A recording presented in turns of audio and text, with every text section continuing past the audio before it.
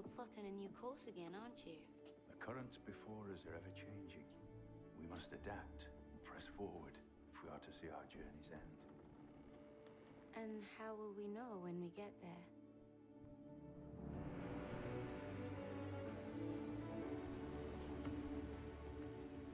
It's Civilization 6, where we have bigger cups filled with whatever that is. Maybe wine? Maybe oil?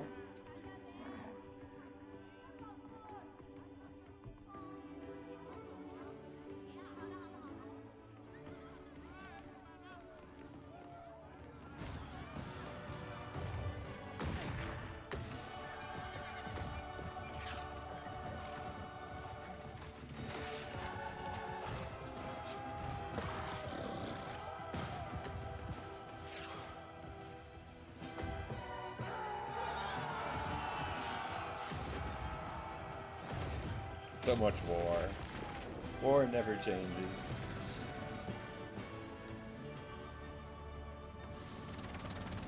Let's do the invention stuff instead. That seems like the better choice.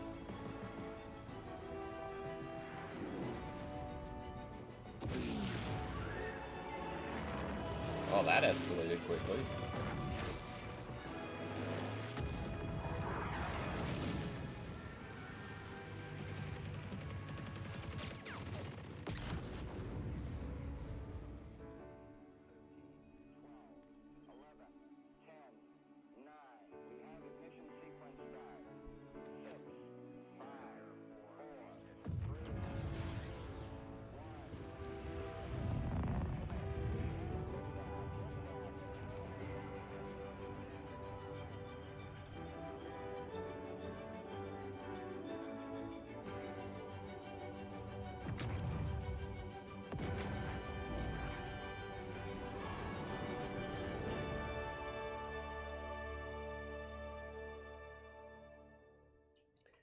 Hey guys!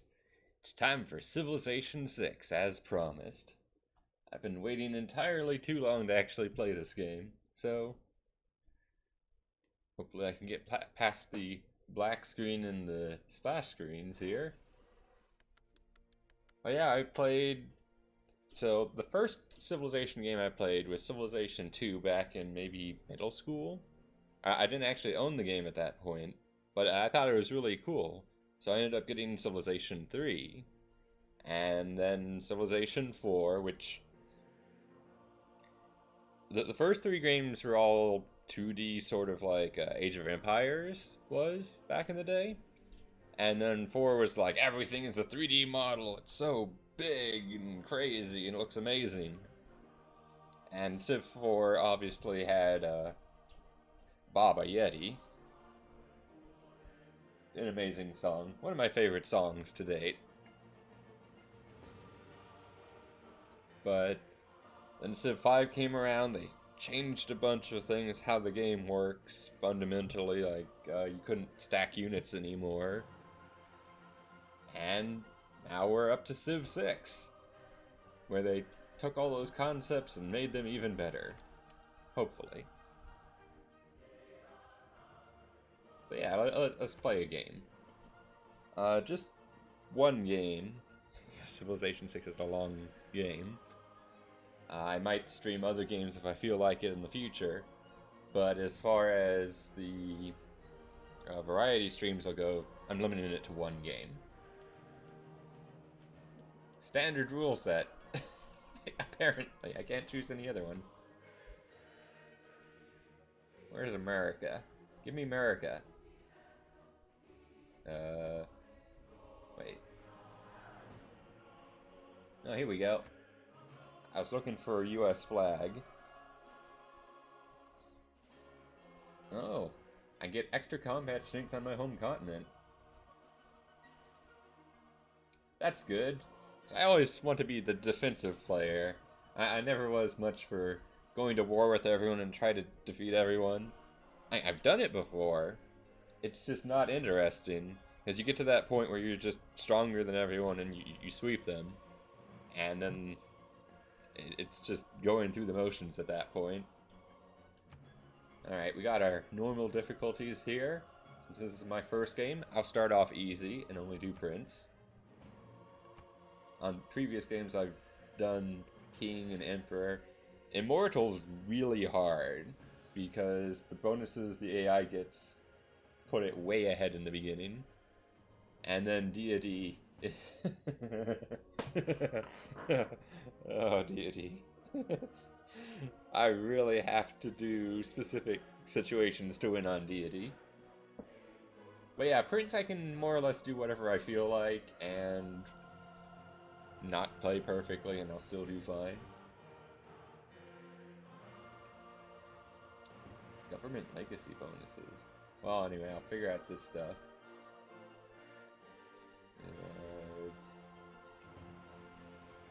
A unique thing that gives me tourism.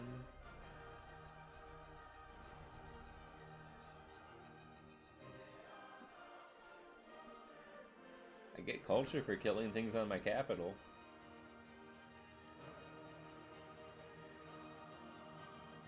Huh.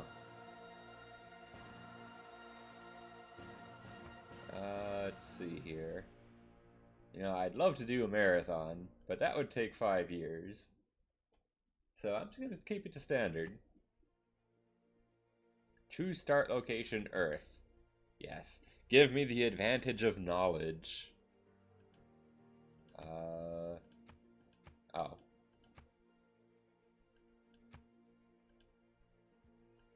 An advanced setup. Da-da-da-da.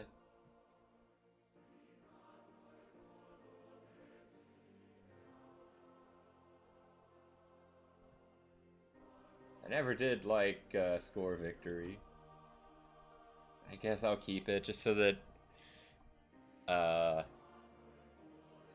because I have no excuse to turn it off. It's not like it's ever going to come to it.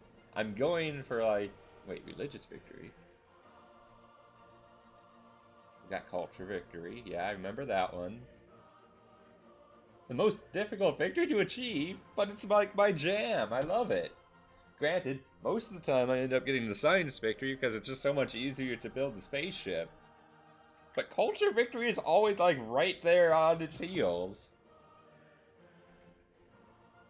Domination victory, the one most Civilization fans will know and love. Where you just conquer, I think you have to conquer every single other capital or something. Or maybe you have to be the only one left with your own capital. I forget. It doesn't even say. I'd have to check. Spread your religion. Light to a dark world. Master diplomatic relationships.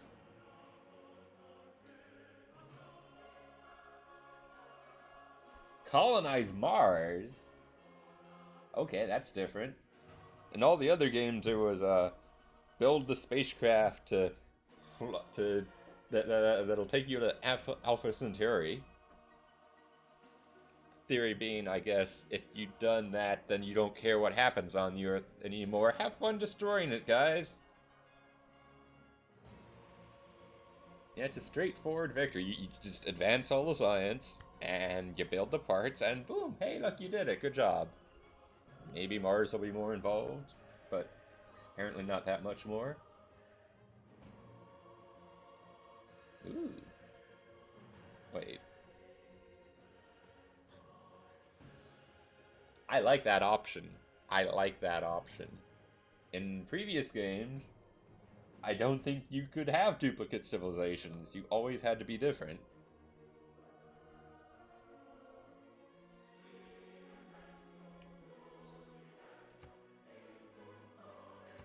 What does this mean? Okay. I'm assuming that goes along with the score victory. I didn't change a single setting, did I? Oh, we got 8 and 12. Wait. Can I not add? Oh. It literally won't let you have...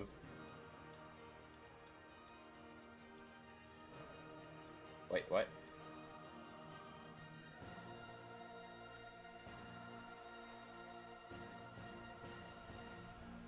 Well, that's awesome. Because in theory, that means you can create a random map and then share it with other people and have them have the same map. Yeah, people can work together. Tribal villages. I guess those are like the ones that give you free technology and stuff early on. Gives you a reason to explore.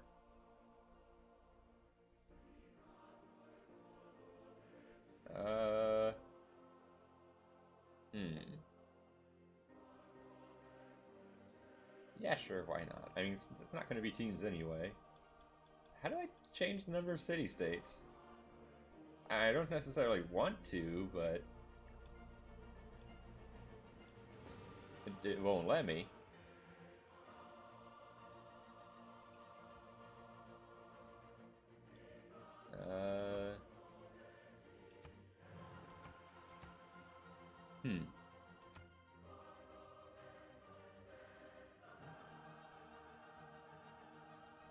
Interesting. I only see one leader per civilization. Do I have to unlock them or something? From the first stirrings of life beneath water, to the great beasts of the Stone Age, to man taking his first upright steps, you have come far.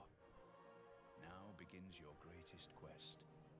From this early cradle of civilization on towards the stars.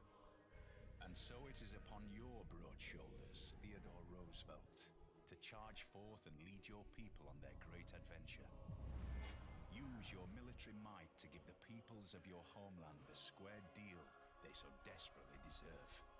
Surely, you will raise America into the limelight and attract visitors from across the oceans just to see your lands. Bully for you, Mr. President. Bully? Isn't that an English term? Not an American term? I know what bully for you means, but I could have sworn that was a British term. What? Why? And the important things is I'm stronger when I'm defending. I don't know what this means. I don't know what appeal is. And I get a special unit with rifling. And apparently a unique air unit. But I want government legacy bonuses.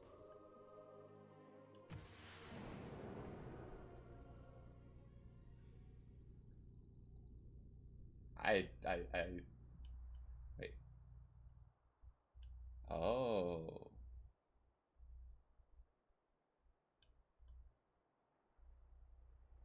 Is this actually the top of the world? I mean, it could be. If we imagine that I'm clearly on the East Coast, and this is a normal size map, it's not super large, then this is the US, this is Canada. There should really be a little more there. Anyway, I got a warrior. I've got... I'm a god king. Apparently.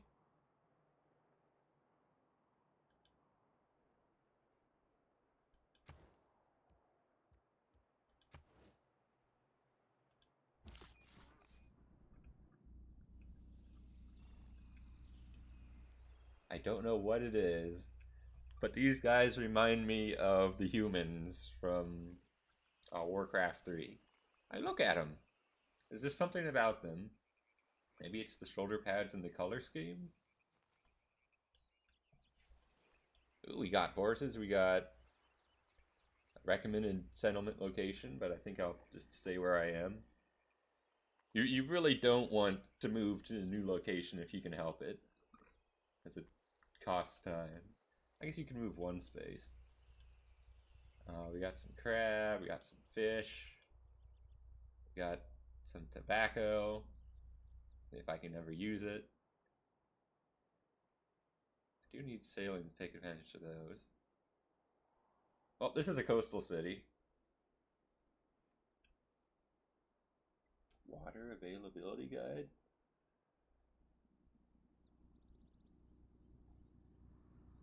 So... Huh. Wonder what the +1 and +3 refer to. Maximum size? That was a concept in Civilization 3, where you were literally capped at a certain size until you built an aqueduct, I think it was. But you could get around that by being next to fresh water. So maybe this is the Civilization 6 version of that? Alright, well, let's found a city. Yeah. Neat.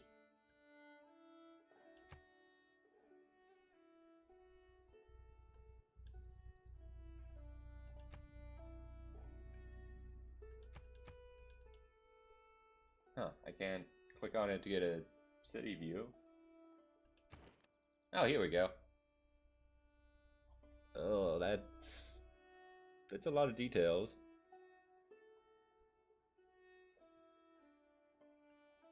Yeah, I guess it's just a weird way of displaying them. So, Alright, so we got food per turn. I need 15 to grow to size 2. So it'll 7 turns. Alright, I have amenities from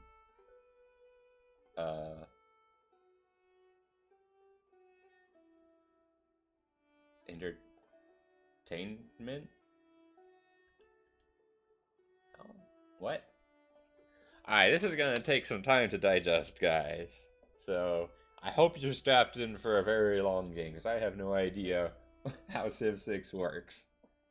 I know when I saw it originally, there was some big spiel about your city management was much more important, and you could like specify where to build certain things or something. But I don't know the details at all. So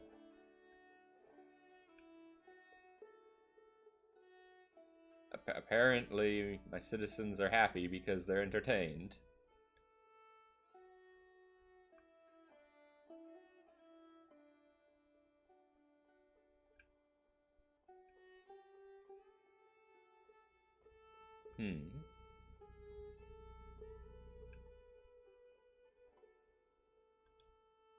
But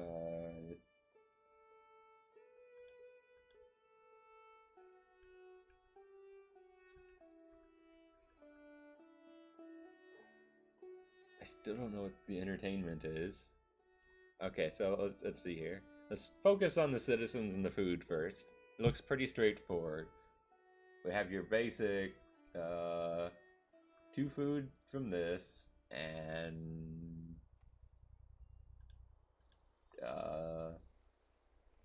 okay, I don't even know where the other 2 food is coming from.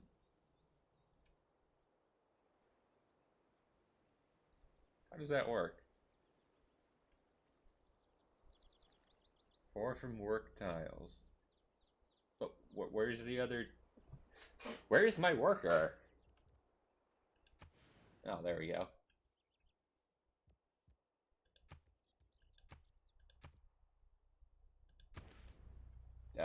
No. No.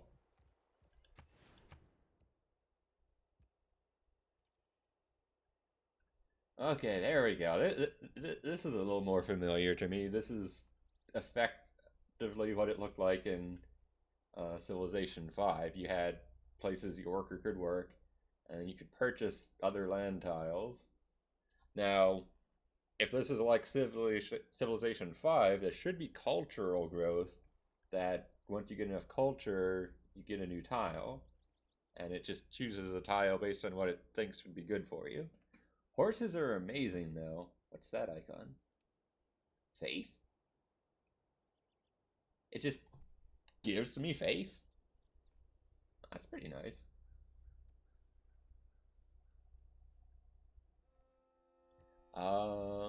I can actually take advantage of this faith to get some early faith generation. Or get an early religion. I feel like that would be a good thing. I mean, I wouldn't be producing very much. If I wanted to produce, I should either go for here or go for this. And this place just seems really nice. Both of these.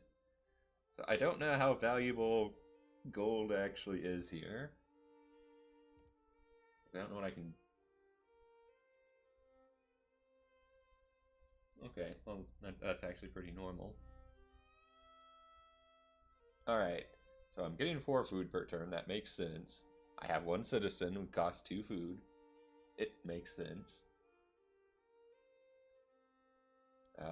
So I get 2 per turn, but I get a 10% bonus. Gives me 2.2, which apparently it tracks. And then the housing multiplier, which I guess is actually a housing penalty. And it's not an occupied city, so I don't have to deal with that.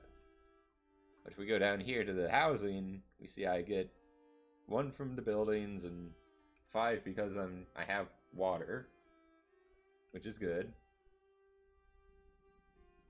Apparently I have a lot of water. Oh right, there's a river here. I didn't even notice. Yeah, this is a coastal city, but the river is freshwater, which is more important. So yeah, I have 6 houses, which results in normal population growth.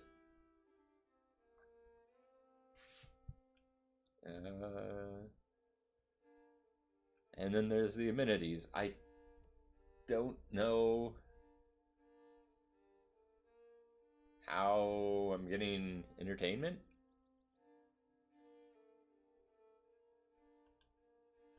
That's what I don't understand here.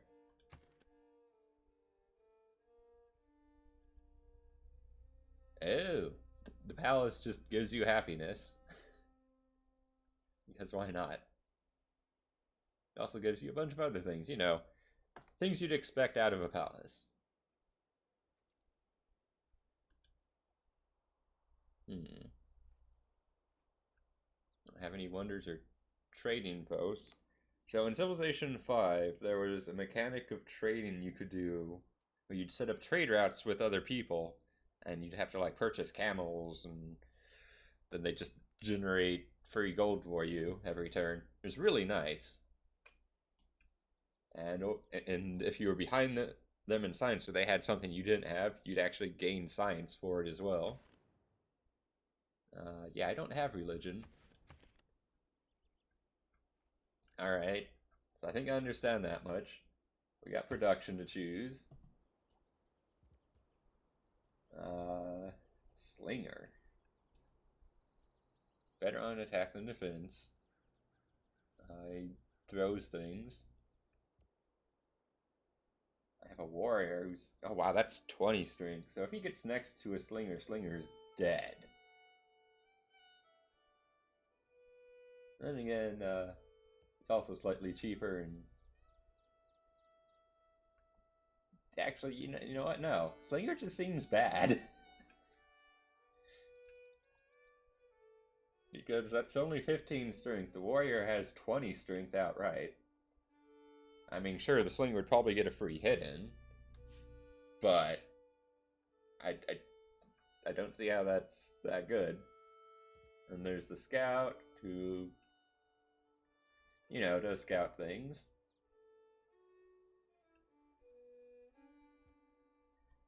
And then the builder.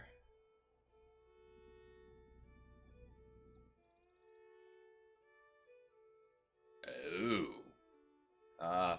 So let me read this. They may create tile improvements, remove features like woods or rainforest, or harvest some resources. Builders can be used 3 times. That is new. I forgot. That was something that they mentioned. Yeah, so in previous games, you'd make a worker, and he'd just improve your thing forever. You just keep doing it, and improving things. So you wanted to make one as pretty early. You needed the science to actually make the improvements like irrigation and roads. But once you had those, you could just have your worker upgrade everything. And he was pretty close to free. But in this one, yeah, builder only gets to do things 3 times. And then he's just done, I guess. Huh. Well, clearly I want the pyramids.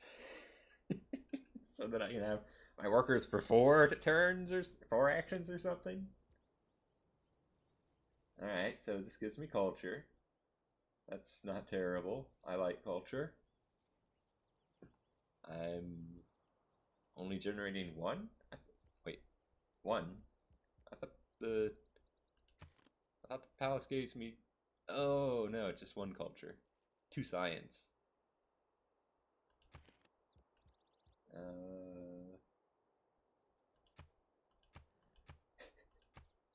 Nice. Can't purchase with faith, not surprising.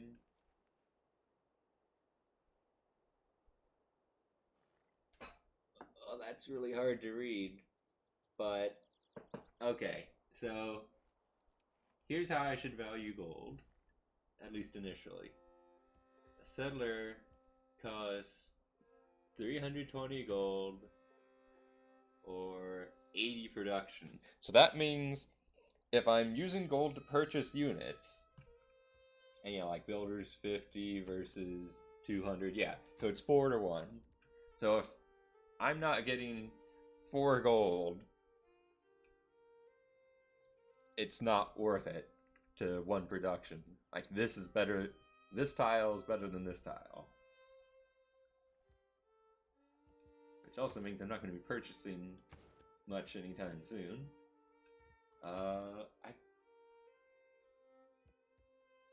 I could purchase a scout in some odd number of turns. How much gold do I have right now? 10? Yeah, in 22 turns. I don't know why. Good job, Mike. Okay, it's better now. I don't know why it does that. Yeah, I don't know what 5.3 works out to. It's lagging again. Why are you lagging?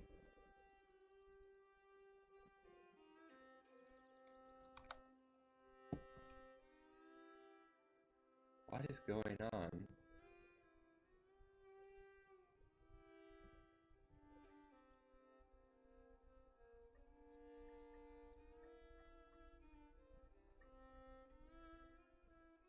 I don't understand.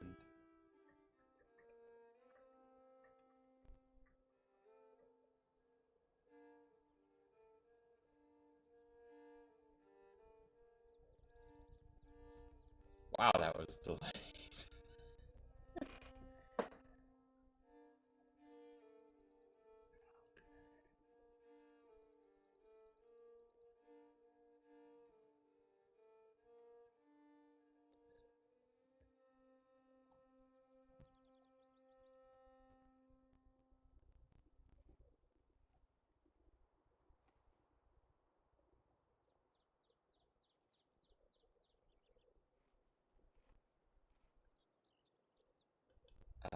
Huh. Well, I'm going to pretend like everything's working just fine, and that the echo I hear after like 10 seconds is fine. Also, don't mind the mic not syncing anymore.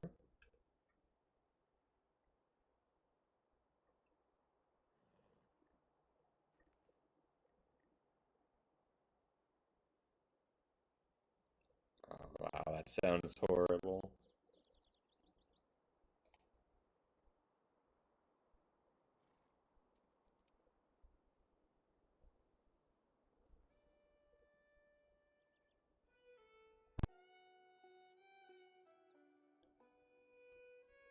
Okay.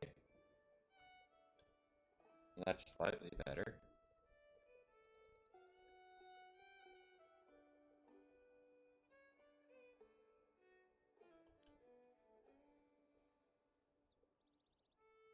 Why?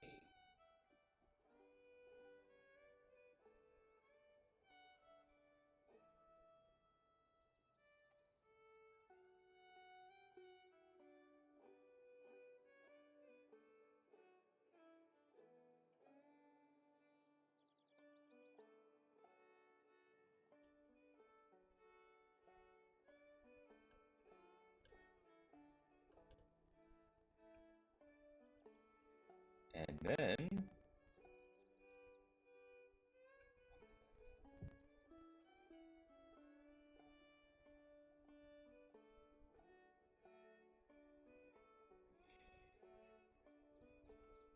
I just want to play some Civilization.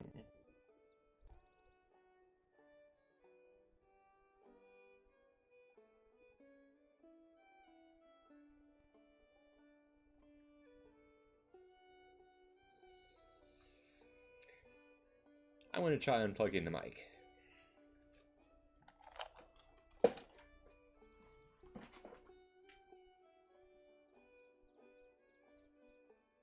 don't even know where it is. It's over here.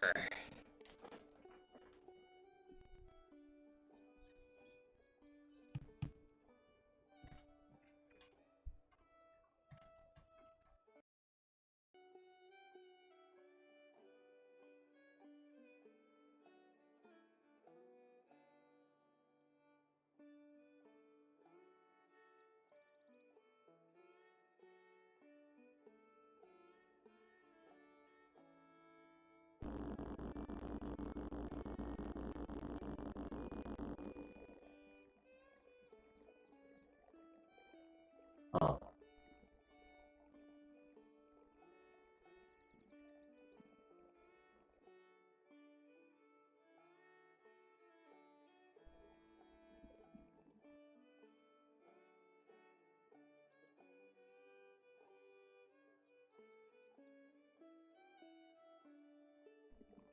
Yeah, it's not even there.